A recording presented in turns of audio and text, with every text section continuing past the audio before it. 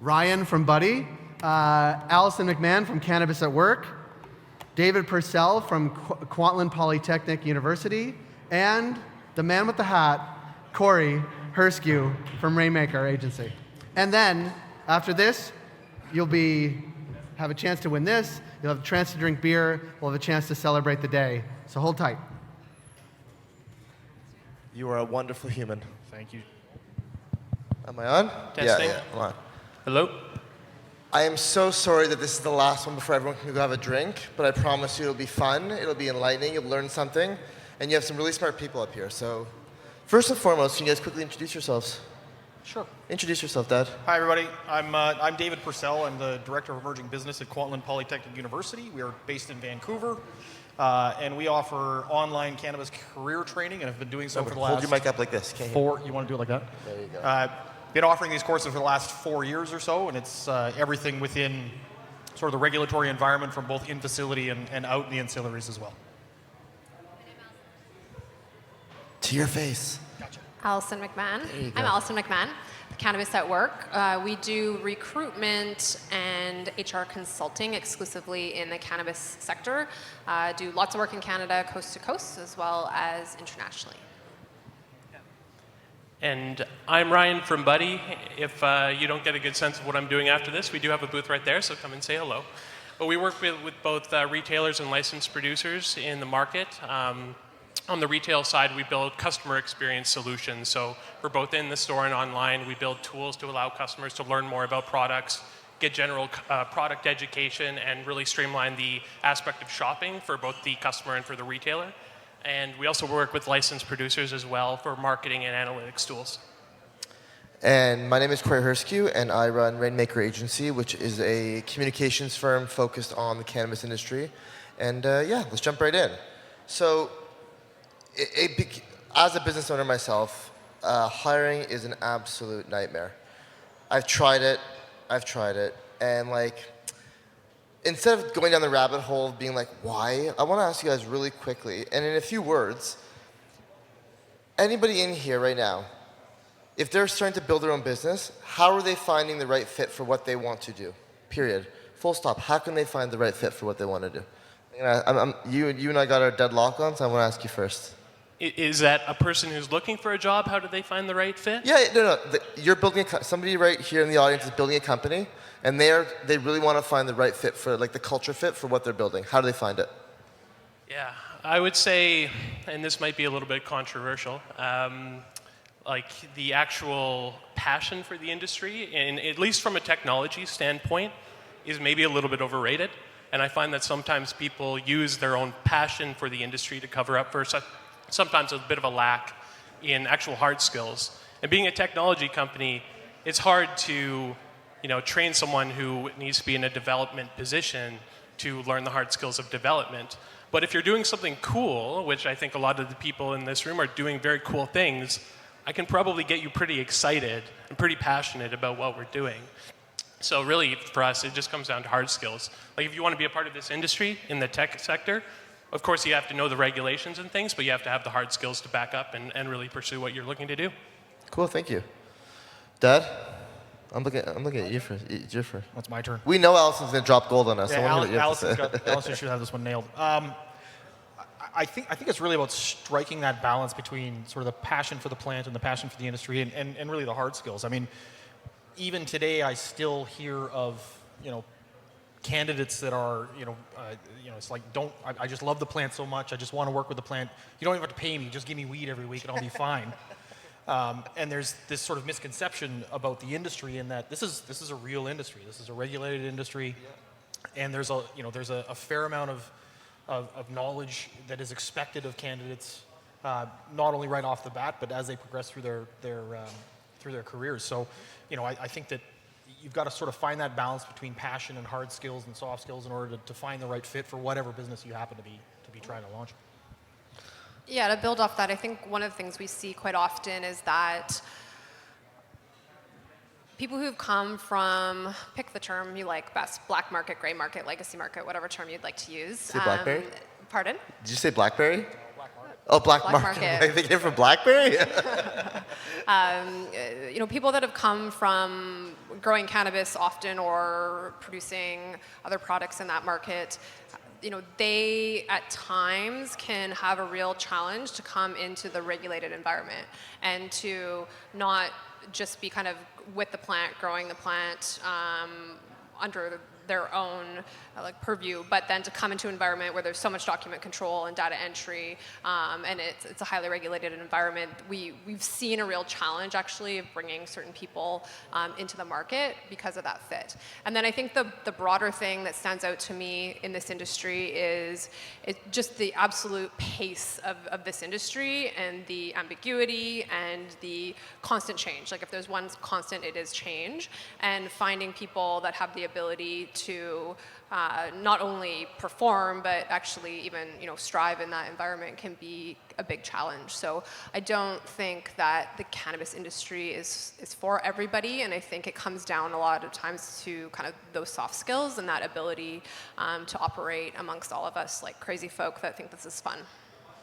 And that's actually a really good point. Just to follow up on that, I've actually got a colleague in the recruitment and training industry, and she's always saying that the one thing you can always expect is change and a bit of chaos, and that's the industry. It's moving so quickly that you've got to be prepared for that kind of environment right off the bat. It's fun. Sorry, go. Yeah, I was just going to say, to your point too, people coming over from maybe the gray market, I think sometimes have a bit of an idealistic view of how things are going to go in this industry. And so for people like that, I usually say, well, do you know the regulations? Have you read C45 cover to cover?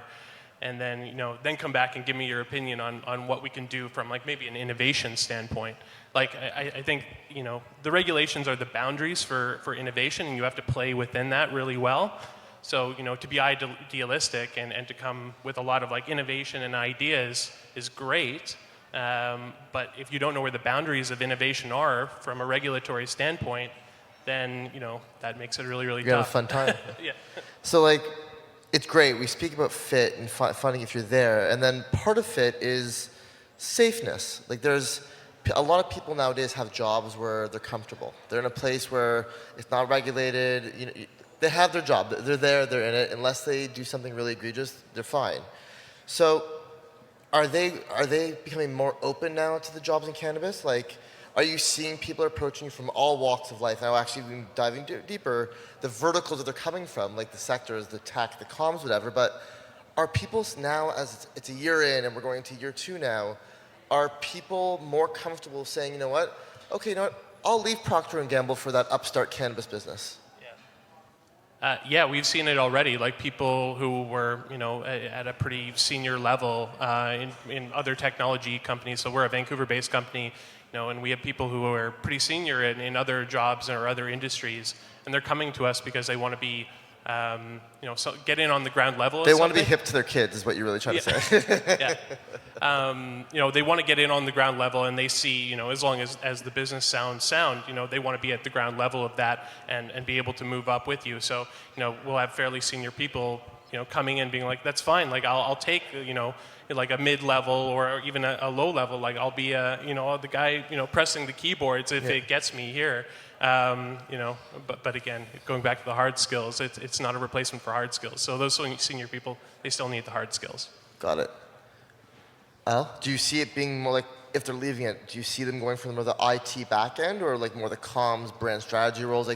Where do you see the people, the core of the people when they're coming from these safe jobs into the industry looking into?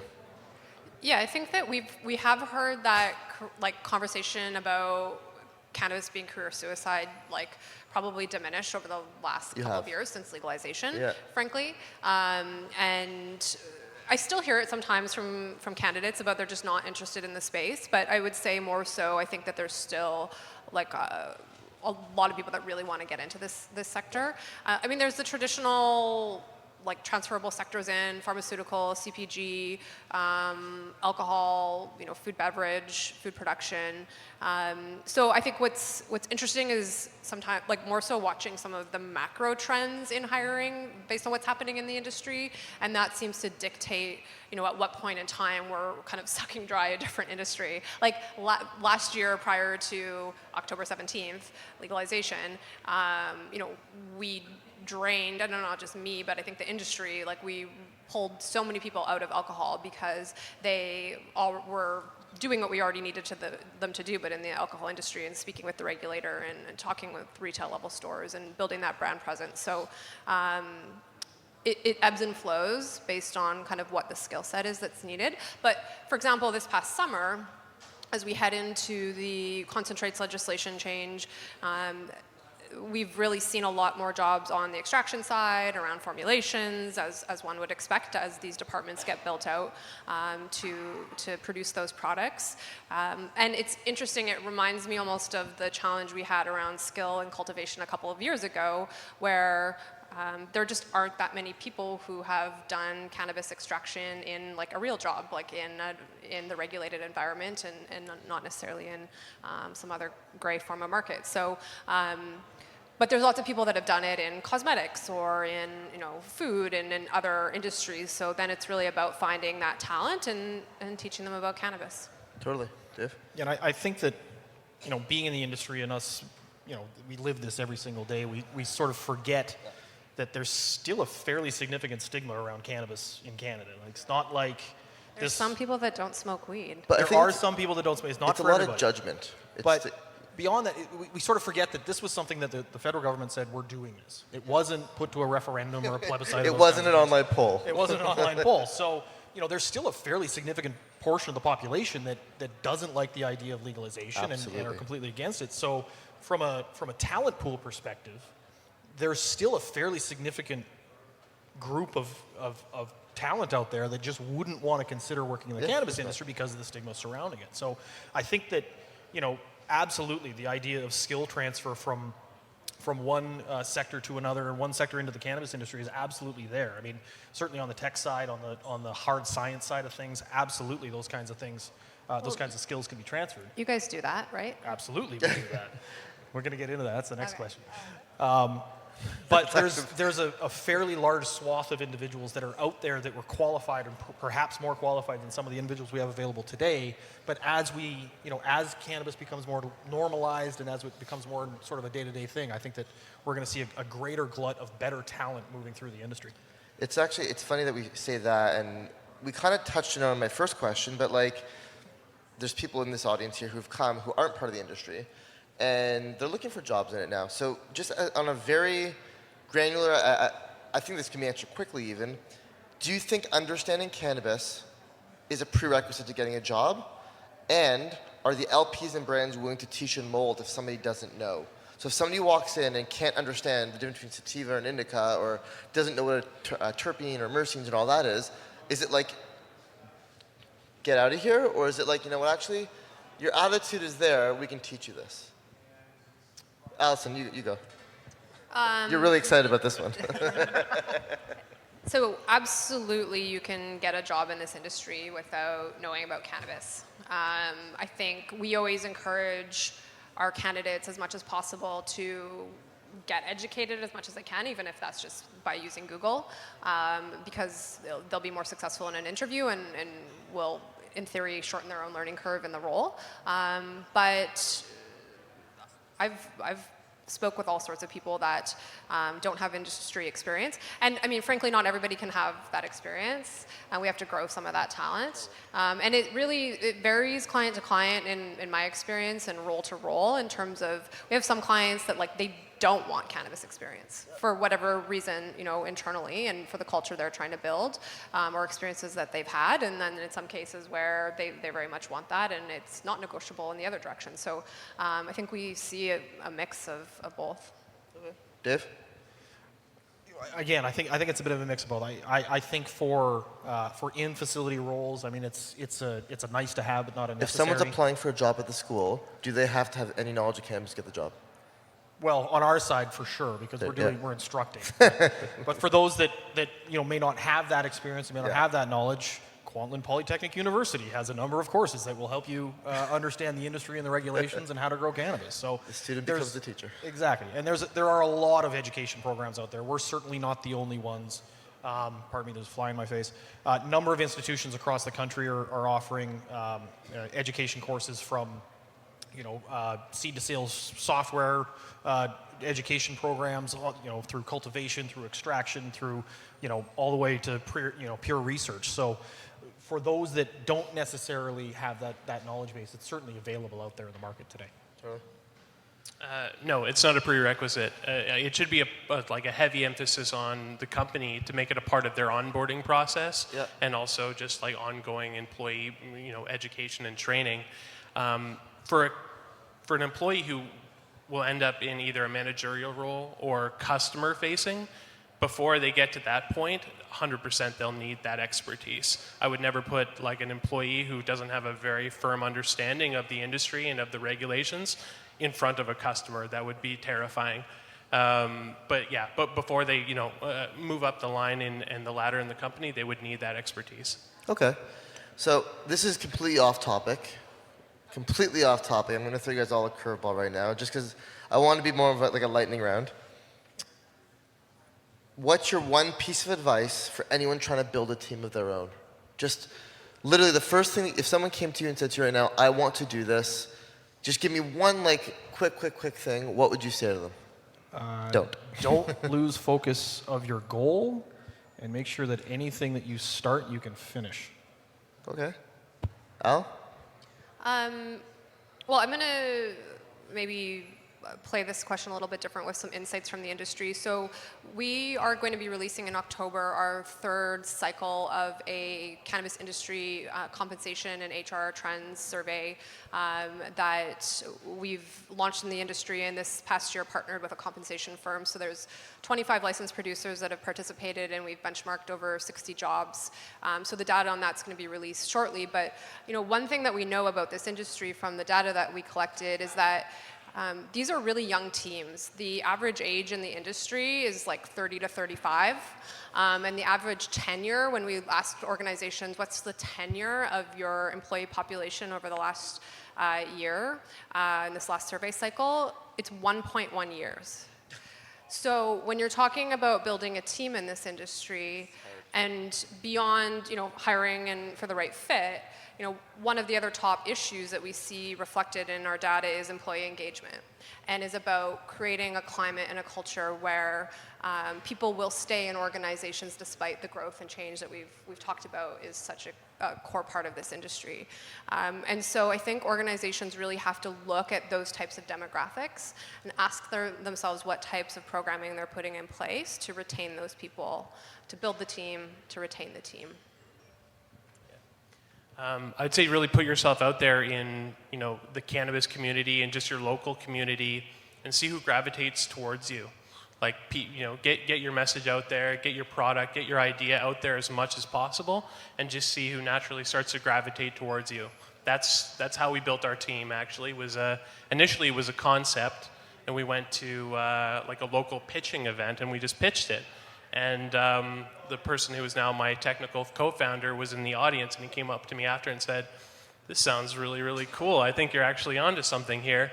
And he's still our CTO of our company now. So yeah, put yourself out there.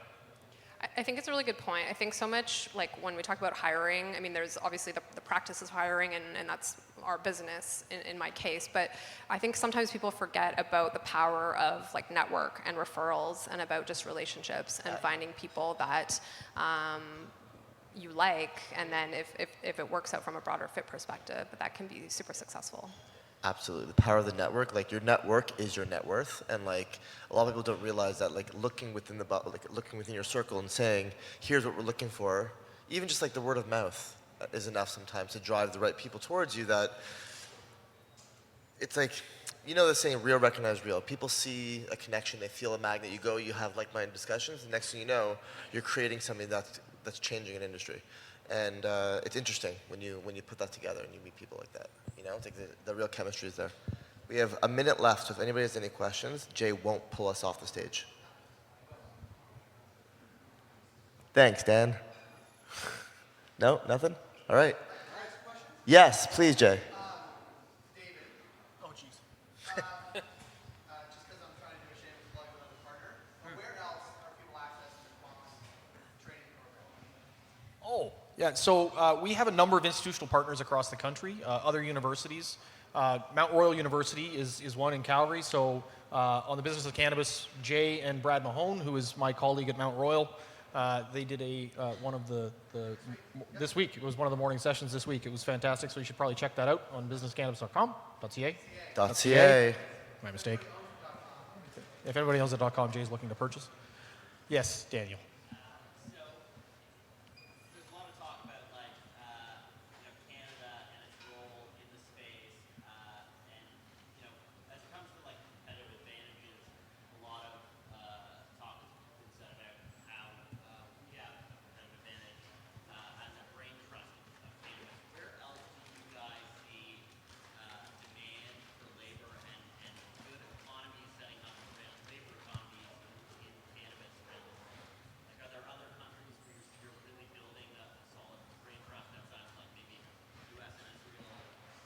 I can certainly speak from an educational perspective. I know that Australia is a significant market that is there's significant interest in education on that side. All throughout the Caribbean and South America. I mean, the Caribbean is a massive opportunity right now. South America is a massive opportunity right now. The difficulty that we're finding is these countries have the desire and the willingness to legalize recreationally, but they're so far behind even where we are that there's these massive gaps in knowledge and understanding. So we need to sort of backfill. So there's a lot of opportunity there. And then obviously Europe. Europe is going to be is the next big opportunity, certainly in cannabis. I personally think that the UK is going to be the next big recreationally legal country. So yeah, from an education perspective, it's really those, in my opinion. Guys, thank you so much for joining us up here. Appreciate it.